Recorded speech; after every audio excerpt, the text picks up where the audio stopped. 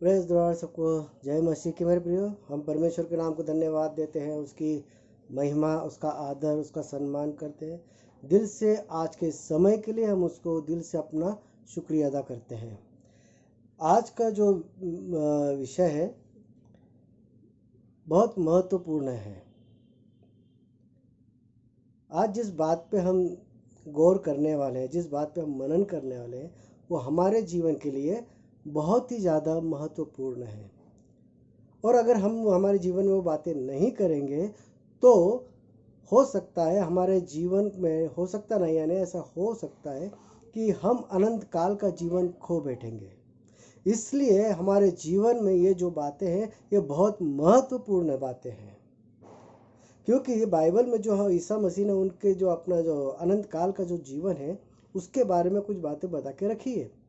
उसमें से आज हम एक जो विषय है उसको देखेंगे। पहले हम पढ़ते हैं यूहन्ना पवित्र बाइबल में से मरकुस की किताब, उसका पहला अध्याय 14 और 15 आयत में हम पढ़ने वाले हैं। यहाँ पर लिखा है, यीशु ने गालील में आकर परमेश्वर के राज्य का सुसमाचार प्रचार किया और कहा, समय पूरा हुआ है और परमेश्वर का राज्य निकट आ गया है। मन फिराओ और सुसमाचार पर विश्वास करो। यहाँ पर ईसा मसीह कहते हैं कि मन फिराओ और सुसमाचार के ऊपर विश्वास करो। और आज इस वचन को लेकर हम चिंतन और मनन करने वाले हैं। हम देखने वाले हैं कि परमेश्वर हमसे क्या कहना चाहता है, परमेश्वर की आत्मा हमें क्या मार्ग दिखाने वाली है, क्या उसकी इच्छा है। वो सारी बातें हम आज देखने वाले हैं। और पहली बात यह है, सबसे पहली बात यह है कि मन फिराना क्या होता है। इसका बहुत सीधा साधा जवाब है, जो बातें परमेश्वर को बुरी लगती, जो परमेश्वर के नज़रों में जो बातें बुरी है, जो पाप है, उसको लेकर हमें अपना मन फिराना है, यानी कि वो सारी बातें हमें छोड़ देनी है। और दूसरी बात यह है कि पाप क्या होता है। मन फिराने के लिए कहा गया है, पाप के बारे में प्रायश्चित करने के लिए कहा गया है, लेकिन जब तक हम पापों के बारे में नहीं जानेंगे तब तक हम किस बात के लिए प्रायश्चित करने का। मेरे प्रिय, पाप ये जो बात है, ये पाप बहुत बड़ी चीज़ है। बहुत इसके बारे में हम जितना भी बात करें वो सारी बातें कम पड़ेंगी, क्योंकि पाप की व्याख्या ही बहुत बड़ी है। और अगर हम सीधी भाषा में देखा जाए तो पाप वही है जो परमेश्वर की नज़र से बुरा है। पाप वही है जो परमेश्वर की नज़र से बुरा है, गलत काम। और अगर हम सीधी भाषा में देखेंगे तो जैसे भय विचार करना, शक करना, लड़ाई झगड़ा करना, गाली गलौज करना, दूसरों को ठगाना और क्या कहते हैं, बुरी नज़र से देखना, चोरी करना, ये सारी बातें जो है ये पाप में गिनी जाती है। झूठ बोलना, और आजकल हम देखते हैं कि झूठ बड़े आराम से लोग बोलते हैं। फ़ोन के ऊपर खड़े हो गए तो झूठ बोलना चालू हो जाता है। इसका मतलब हम लोग नहीं समझ पाते और ये सारी बातें करते, ये सारे पाप हैं। लेकिन कुछ बातें ऐसी भी है जिसे हम अनजाने में कर बैठते हैं। बहुत महत्वपूर्ण बात है कि कभी कभी हम अनजाने में, जानबूझ कर नहीं, कभी कभी हम बिना सोचे समझे हमारे हाथों से कुछ पाप हो जाते हैं। जैसे जिस परमेश्वर क्या चाहते हैं कि हमने हमारे जीवन में प्रथम स्थान उससे देना चाहिए, क्योंकि ये बात सच है।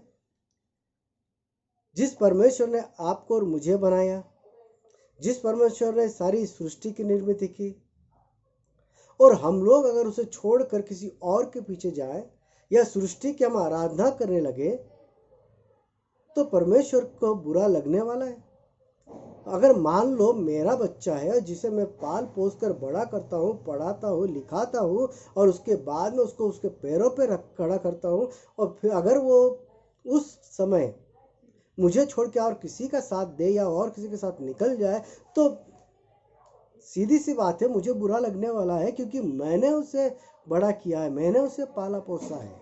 उसी तरह परमेश्वर ने भी आपको और मुझे बनाया है, एक अच्छा जीवन दिया है।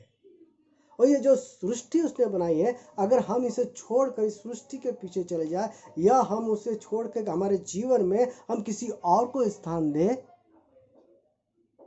तो मेरे प्रिय परमेश्वर को तो बुरा लगने ही वाला है ना। क्योंकि परमेश्वर का सबसे पहला हक का हम पर है, हम पे उसका अधिकार है, क्योंकि उसने हमें बनाया अपने हाथों से। इतना ही नहीं तो उन्होंने अपनी सांस हमारे अंदर फूकी। आज जो हम सांस ले रहे हैं ये उसकी देन है, हम उसके बच्चे हैं। और अगर बच्चे अगर माता पिता को भूल जाए या बच्चे अगर पिता को भूल जाए तो इस बात का तो परमेश्वर को बुरा लगने ही वाला है। लेकिन कभी कभी क्या होता है, हमारे जीवन में ऐसे बहुत से लोग हैं, कभी कभी नहीं ऐसे बहुत से लोग हैं, और हमारे जीवन में ये बातें होती रहती है। जब मेरे जीवन में कोई परेशानी आती है या मेरे जीवन में कोई संकट आता है, उस समय मैं क्या करता हूँ, परमेश्वर के पास जाता हूँ, उससे प्रार्थना करता हूँ। अगर मैं बीमार गिर जाता हूँ और मेरी बीमारी अगर जल्दी अच्छी नहीं होती तो मैं परमेश्वर के पास जाता हूँ, उससे प्रार्थना करता हूँ कि हे परमेश्वर, मुझे इस बीमारी से चंगा कर। और अगर मेरे जीवन में और कोई घटना घटती है तो मैं सबसे पहले परमेश्वर से प्रार्थना करता हूँ कि मेरा जीवन इस संकट से, इस महामारी से या इस सारी बातों से मुझे अलग निकाल। मेरे प्रियो, कई बार ये सारी बातें हमारे जीवन में होती है।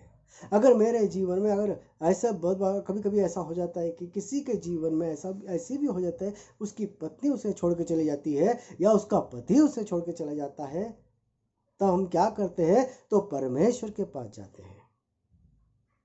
और कई बार ऐसा होता है कि जब हमारे बच्चे बुरी आदतों का शिकार हो जाते हैं, उस समय हम परमेश्वर के पास जाते हैं, उससे प्रार्थना करते हैं।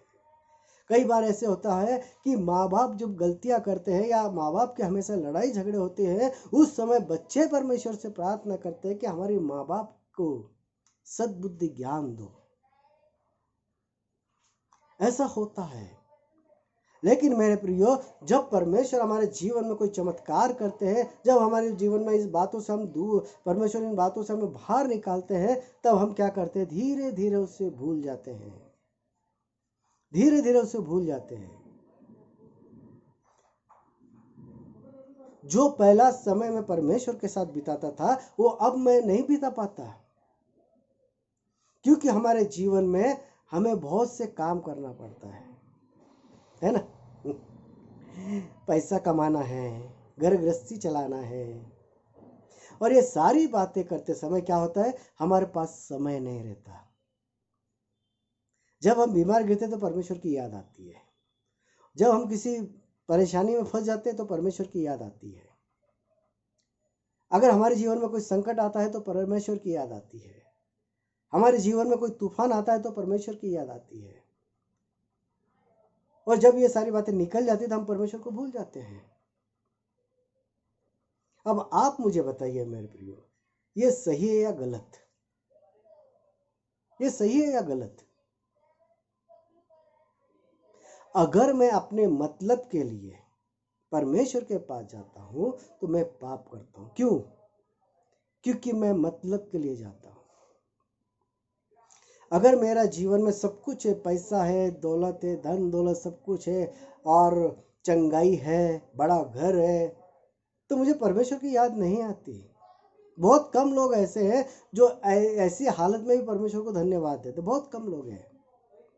लेकिन मेरे ख्याल से 90% ऐसे लोग हैं, जब उनकी हालत अच्छी होती है और चंगाई रहती है, घर में सब कुछ सुख शांति होती है, उस समय उन्हें परमेश्वर का याद नहीं आती, परमेश्वर की याद नहीं आती। परमेश्वर की याद कब आती? जब हमारे ऊपर कोई संकट आता है, और जब सब कुछ अच्छा होता है तो हम दान धर्म दे देते हैं। घर में कोई परमेश्वर का दास आया तो भाई ये ले पैसा, तो प्रार्थना करो, चला जा। हमारे पास उतना समय नहीं रहता उसके साथ बैठने के लिए, चर्च में जाने के लिए समय नहीं रहता, क्योंकि हम बहुत बिजी हैं, हमारे पास समय नहीं है, क्योंकि हमें सारी दुनिया का काम संभालना है ना, हमारी बहुत बड़ी बड़ी ज़रूरतें हैं ना। ये सारी बातें करने के लिए हमारे पास समय है, लेकिन हमें परमेश्वर के पास बैठने के लिए समय नहीं रहता। हाँ, हमारे ऊपर जब कोई संकट आता है, जब हमारे पास कुछ होता है, तो हम परमेश्वर के चरणों में बैठ जाते हैं। तो आप सोचिए, आप मुझे बताइए, ये सही है या गलत है? मतलब, सिर्फ मतलब ही रहना। आज तो बहुत हद हो गई है कि कुछ लोग ऐसे भी हैं कि अपने मतलब के लिए लोगों का इस्तेमाल करते हैं, अपना मतलब निकालने के लिए झूठा प्यार का नाटक भी रचाते हैं। कभी कभी तो हद ये हो जाती कि अपना मतलब निकालने के लिए लोग झूठी शादियां भी कर लेते हैं, और बाद में मतलब निकलने के बाद उसे छोड़ देते हैं। इतना बुरा हालत है अभी। मेरे प्रियो, अगर हमारे जीवन में हम ये सारी बातें कर रहे हैं, तो इसे पाप कहते हैं, पाप। ऐसा नहीं कि हमने शराब नहीं पीते, बहुत से लोग शराब नहीं पीते, बुरी बातें नहीं देखते, या शक नहीं करते, या फिर गालियां नहीं देते।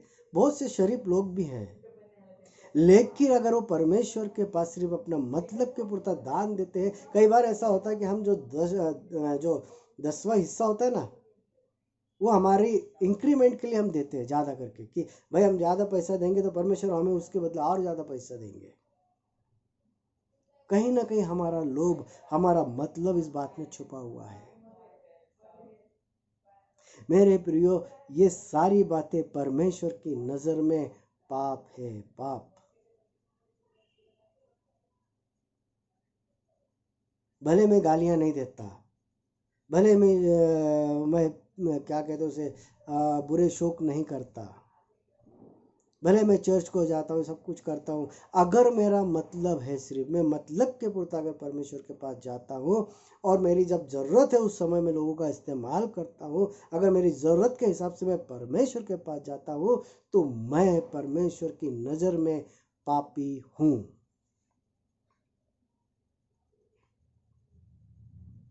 ये एक तरह का पाप है मेरे प्रियो। हम बड़े बड़े पाप तो याद रखते हैं, झूठ बोलो, ये सब बातें हम याद रखते हैं, लेकिन हमारे जीवन में ये जो बातें हैं, ये हमारे जीवन में आराम से हो जाती है। इस बात के बारे में हम सोचते नहीं। क्यों? क्योंकि हमारे पास समय नहीं है।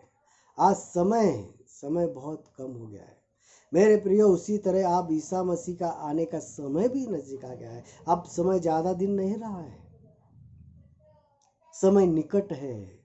वचन कहता है कि परमेश्वर का राज्य निकट है, समय नहीं है, समय नहीं है। और मेरे प्रियो, इसे पाप कहा जाता है। और हम पाप का प्रायश्चित किस बातों के लिए, कौन कौन से ऐसे पाप है जिनके लिए हमें प्रायश्चित करना है, और किस तरह प्रायश्चित करना चाहिए, इसके बारे में हम अगले वीडियो में देखने वाले हैं। हमने देखा कि पाप, आज हम देख रहे हैं कि पाप क्या होता है, और अगले वीडियो में देखेंगे कि पाप जो होता है, प्रायश्चित किस तरह से किया जाता है, प्रायश्चित का मतलब क्या होता है, इसके बारे में हम अगले वीडियो में देखेंगे। तब तक परमेश्वर आपकी सहायता करे। सबको जय मसीह की। प्रेज लॉर्ड, आमीन।